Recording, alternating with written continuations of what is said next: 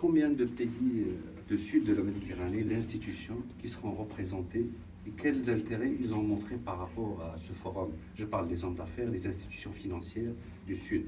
Alors, je pense que je ne peux pas vous donner le décompte précis, mais on a la plupart des pays du pourtour méditerranéen qui seront représentés à ce Blue Economy and Finance Forum, et on a notamment un représentant qui va intervenir et s'exprimer de la Banque africaine de développement, et ça c'est très important parce que sur la rive sud de la Méditerranée, bien sûr, on va essayer de mobiliser des financements privés, mais on sait qu'ils sont un peu plus difficiles à mobiliser. Et donc, c'est en mobilisant en fait des financements hybrides qui conjuguent à la fois financement privé et financement public ou multilatéral qu'on va arriver à développer de bonnes activités économiques pour l'économie bleue. J'ajouterai une autre petite question par rapport à la rive sud. Donc, l'importance de cet événement sur les partenaires de l'Institut de la rive sud, les pays maghrébins qui souffrent entre guillemets du manque de moyens. Oui, du changement climatique qui affecte l'économie, la mer et ça affecte beaucoup les pays du Sud. Bien sûr, et donc c'est les pays qui sont peut-être les plus fragiles, qui souffrent le plus de l'évolution et de l'appauvrissement de la mer Méditerranée, et donc là c'est la priorité, les pays du Sud.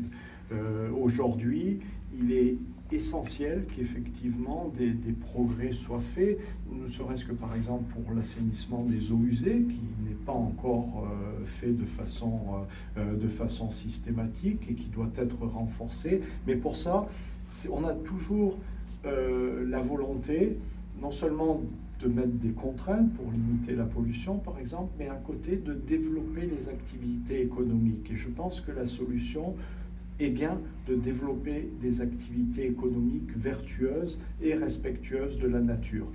Le développement de ces activités avec les pays du sud de la mer Méditerranée est effectivement une priorité pour l'Institut océanographique. Nous commençons aujourd'hui notre programme et nous avons effectivement l'intention de développer des partenariats.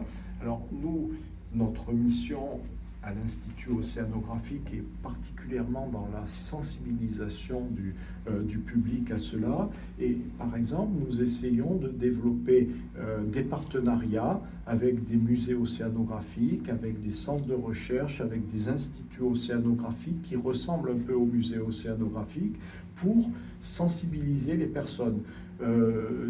L'exposition sur la mer Méditerranée que nous avons visitée, nous sommes tout à fait ouverts à effectivement la développer et à l'exporter, à aider des musées océanographiques comme le nôtre pour accueillir cette exposition ou une autre qui lui ressemble. Voilà un peu ce que nous souhaitons faire.